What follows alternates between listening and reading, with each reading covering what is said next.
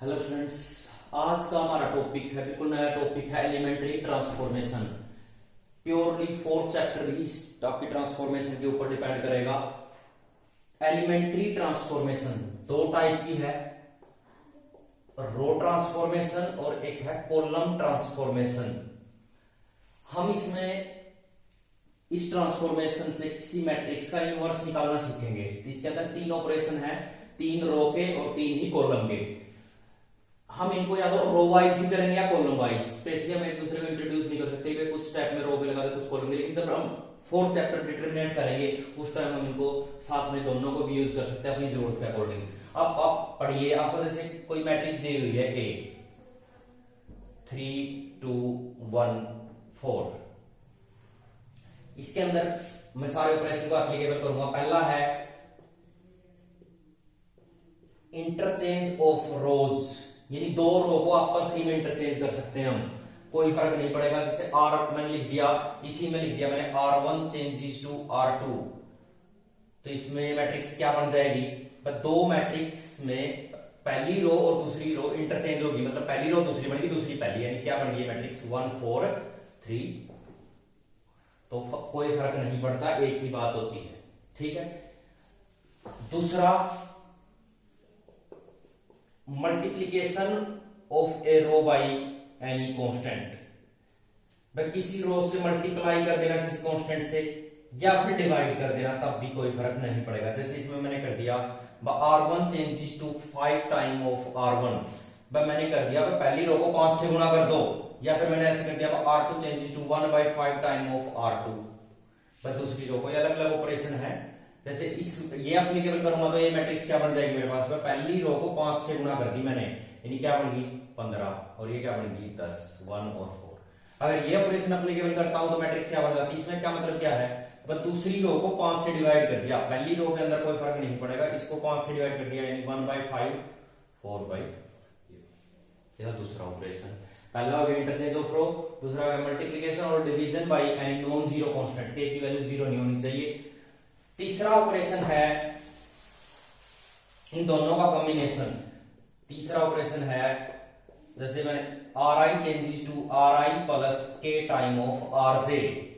इसका मतलब समझिए, भाई किसी रो को किसी कांस्टेंट से गुणा करके किसी अदर रो में शिफ्ट कर देना, यानी जैसे मैंने इसी के अंदर लिख दिया R1 changes to R1 plus में 3 टाइम ऑफ R2, तो ए मैट्रिक्स क्या बन जाएगी? इसका मतलब समझिए आप क्या कहा ये, बस दूसरी रो को 3 से गुणा करो, पहली के अंदर जोड़ के लिख दो उत्तर जो भी आवे। आप देखो कई बच्चे इसमें कैसे कर दिया, मैंने लिख दिया R1 changes to R2 plus में 5 टाइम ऑफ R1, ये रॉन्ग है। जिस रो के अंदर मैं इंटरचेंज कर रहा हूं उसी के अंदर जुड़ेगी अदर रो का मल्टीप्लीकेशन। जैसे मैंने इसमें क्या करा, 3 से गुणा, इसकी 3 से गुणा करी, क्या बन गया ये? अब जैसे ये हुआ ना इंटरचेंज, तो R2 तो ओपन रहेगी, R2 के अंदर कोई फर्क नहीं पड़ा, बस ये क्या है, इसको 3 से गुणा, 3 एकम 3, इसमें जोड़ा, क्या बन गया 6, इसको 3 से गुणा करी 12 और 2 ये हो गई 16, इससे ये मैट्रिक्स बन जाएगी ऑपरेशन लगने के बाद। जैसे R1 changes to R1 plus 3 time of R2, तो R2 के अंदर कोई फर्क नहीं पड़ा, ऐसी कैसी है, जो फर्क पड़ा है R1 के अंदर पड़ा है, इसको 3 से गुणा करके हम यहाँ पे जोड़ भी कर सकते हैं, घटा भी कर सकते हैं, कोई फर्क नहीं पड़ता, अपनी जरूरत के अकॉर्डिंग गुणा करनी है या भाग करना है। सेम प्रोसीजर यही लगता है, जैसे इसी में मैंने करता, यहाँ पे मैंने कर दिया C1, यहाँ पे भी कर दिया C1 और इसे यहाँ पे क्या कर दिया C2, तो ये मैट्रिक्स क्या बन जाएगी?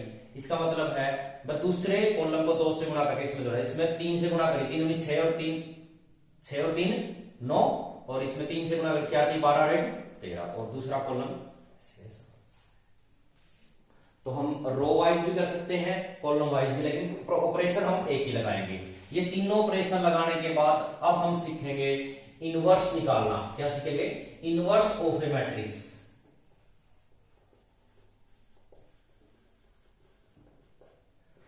इनवर्स ऑफ मैट्रिक्स के लिए सबसे पहला स्टेप क्या है? मैट्रिक्स क्या होनी चाहिए? Square matrix. अब स्क्वायर मैट्रिक्स या तो 2 क्रॉस 2 की होगी या फिर 3 क्रॉस 3। आज हम 2 क्रॉस 2 का सीखेंगे, कल का टॉपिक है हम 3 क्रॉस 3 की मैट्रिक्स का इनवर्स निकालना सीखेंगे। देखिए इनवर्स निकालने का किस प्रकार से निकालेंगे? आपको लिखा मिलेगा find the inverse of this matrix by row transformation और बाय कॉलम ट्रांसफॉर्मेशन। आपको एक ही ट्रांसफॉर्मेशन लगानी है। अब ये देखिए ए मैट्रिक्स की मैं किसके साथ गुना करूं कि मेरे पास मल्टीप्लीकेटिव आइडेंटिटी आए, मतलब आई आए। अब यहां पे क्या निकलेगा, ए इनवर्स, कोई ना कोई अदर मैट्रिक्स आएगी, यानी ए बी की प्रोडक्ट आई कब होगी, जब ये दोनों एक दूसरे क्या है, इनवर्स, मतलब A is equal to B inverse and B is equal to A inverse. तो देखिए किस प्रकार से करेंगे हम। जैसे मैंने कहा ए मैट्रिक्स दे दी मेरे को 1 3 2 1, मैं कहता हूं कि find the inverse of this matrix, by आप इस मैट्रिक्स का इनवर्स निकाल के दिखाइए। तो देखिए आप इसका इनवर्स कैसे निकालेंगे, हम करते हैं रो ट्रांसफॉर्मेशन से। अपने सिलेबस में ज्यादा रो ट्रांसफॉर्मेशन के ही सम पूछे गए हैं। तो रो ट्रांसफॉर्मेशन में इसको कैसे लिख सकता हूं, A is equal to I into, मैं ए बताइए लिख सकता हूं, कोई फर्क पड़ा, मैं ए को मैंने आई इंटू ए लिख दिया। आइडेंटिटी मैट्रिक्स से किसी भी साथ गुना करेंगे तो वही रहता है। जैसे मैं कहता हूं 5 गुना किसके साथ करूंगी, 5 या 1 के साथ, तो 1 जैसे उसमें 1 रोल प्ले करता नंबर सिस्टम में, आई किसका रोल प्ले करता है इसमें, मैट्रिक्स में। तो आप ए की वैल्यू रख दीजिए, क्या बन गया 1 3 2 1। आई की वैल्यू रख दीजिए, क्या बन गई 1 0 0 1। इस ए को ऐसी की ऐसी रखिए। अब इसके अंदर मैं क्या लगाऊंगा, रो ट्रांसफॉर्मेशन के जो 3 ऑपरेशन है उन तीनों को एप्लीकेबल करूंगा। किस प्रकार से एप्लीकेबल करूंगा, देखिए इस एप्लीकेबल करके मैं क्या बनाऊंगा, यहां पे क्या बना दूंगा आइडेंटिटी मैट्रिक्स, और यहां पे कोई भी मैट्रिक्स बनेगी और यहां पे क्या बनेगा ए ऐसे कैसा रहेगा। तो ये जो भी मैट्रिक्स यहां पे बनेगी ये क्या होगी, ए इनवर्स। हम अब 3 टाइप के ऑपरेशन लगाएंगे, उनको कैसे भी एप्लीकेबल करके इस प्रकार से बनाएंगे कि ये ए क्या बन जाए आइडेंटिटी, और यहाँ पे उसके अंदर आई जो बनेगा, ऑपरेशन दोनों साइड लगेंगे, इसमें भी इसमें भी, यहाँ पे आइडेंटिटी बन जाएगी, यहाँ पे जो कुछ भी आएगा वो क्या होगा ए इनवर्स। देखिए अब कैसे एप्लीकेबल करेंगे। जैसे इसके अंदर मुझे क्या बनाना है 1 0 0 1। अब यहाँ पे 1 0 0 1 बनाना है। अगर मैं इसको क्या करूं, 2 से गुना करके इसमें से घटा दूं, 0 बन जाएगी ना। तो देखिए क्या किया मैंने, R2 changes to R2 minus 2 time of R1। भाई इस R1 की 2 से गुणा करी मैंने और इसमें से घटा दिया था कि यहाँ पे 0 बन जाए। वही काम जो काम मैं इस साइड एप्लीकेबल करूंगा वही इसमें जो कुछ साथ के साथ होते रहेंगे। तो देखिए मैट्रिक्स क्या बन गई मेरे पास, पहली रो किनो है 2 से गुणा करके, तो 1 2 2 2 में से 0। अब इसकी 2 से गुणा करी 6, 1 में से 6 गए -5। अब चाहिए यहाँ पे इस जो ये ए लिखा हुआ है इसके साथ इसको ऐसे कैसा रखना है मुझे। क्या किया मैंने इसमें, इसकी 2 से गुणा करके इसमें से घटाया है। 1 2 2, 0 में से 2 गए -2, और 0 को 2 से गुणा करके कोई फर्क ही नहीं पड़ेगा, और ये ऊपर वाले में कोई चीज ये बढ़ेगा।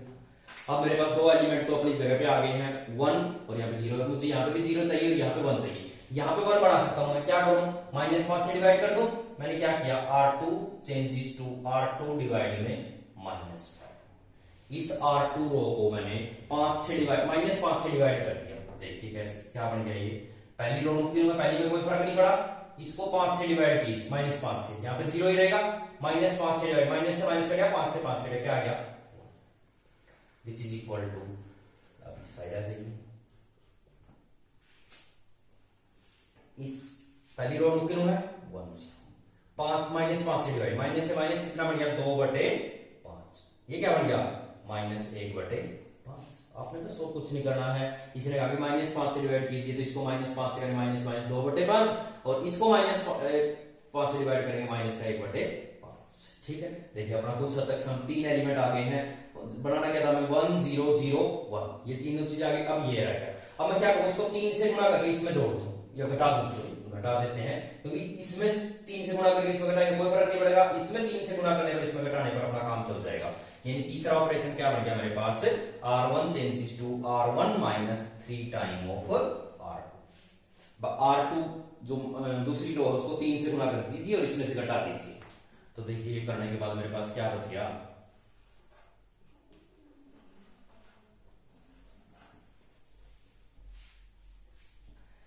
तीन से पहली रो के अंदर चेंज हो रहा है, दूसरी ऐसी कैसी, तो दूसरी को आप पहले ऐसे कैसे लिख दीजिए, इसमें भी और इस साइड भी 2/5 और माइनस का 1/5। अब 3 से गुणा करने पर, 3 से गुणा करने पर ये 0 1, कोई फर्क नहीं पड़ा, 3 से गुणा करने पर घटाया जा रहा है, 3 एकम 3, 3 में से 3 गया 0, बढ़ गया। अब इसको 3 से गुणा कीजिए, 3 से गुणा करिए तो क्या बन गया 6/5, 3 दूनी 6, 6/5, 1 में से 6/5 घटाया 1 माइनस 6/5, कितना बच गया माइनस का 1/5। अब चलिए इस पे, सॉरी दूसरा गलत, ये इसका क्या किया मैंने 3 से गुणा की, 3/5, 1 माइनस है तो प्लस का 3/5, 0 प्लस में क्या बन गया 3/5। तो यहाँ पे जो भी चीज आई है, यहाँ पे जो भी बना है ये क्या है, हम सीधा लिख सकते हैं hence this is A inverse. ये क्या होगा, ए इनवर्स होगा मेरे पास।